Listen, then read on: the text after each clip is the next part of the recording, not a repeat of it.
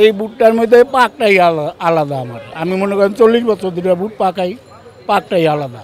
খুলনার তো আসে বুট খাইতে এখানে, খুলনাতে আইসা বুট খাইয়া বুট নিয়ে আবার চলে গেছে। 5-7 বছর হবে আসলে এখানে আসলে খাই। ফেসবুকে দেখছি, ওই জন্য আসলাম, আইসা দেখে একটু খাইয়ে দেখি কেমন লাগে।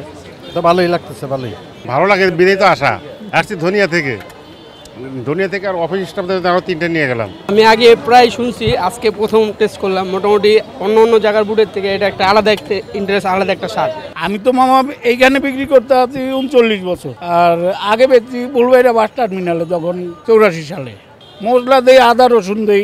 আমি তো অনেক পুরানা মানুষ, মনে করেন আমার পাকটা আলাদা।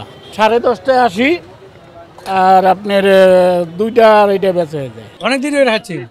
যে সময় মোটামুটি কত 5-7 বছর হবে আসলে এখানে আসলে খাই। আসলে কি যে আছে জিভ লাগবে, পারবো আমরা ভেবেই না।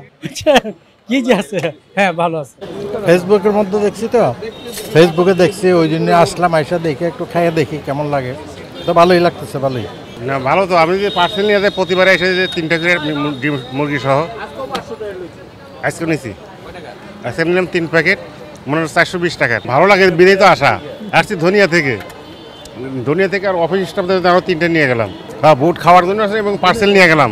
এখানে রেগুলার আসি, আর এই যখনই মতিঝিল আসি আমি খিলক্ষেত থেকে, তখনই আমি এটা খাই, এই ভুট্টা খাই এবং খুব ভালো লাগে। আমি আগে প্রায় শুনছি, আজকে প্রথম টেস্ট করলাম। মোটামুটি অন্য অন্য জায়গার বুটের থেকে এটা একটা আলাদা একটা ইন্টারেস্ট, আলাদা একটা স্বাদ।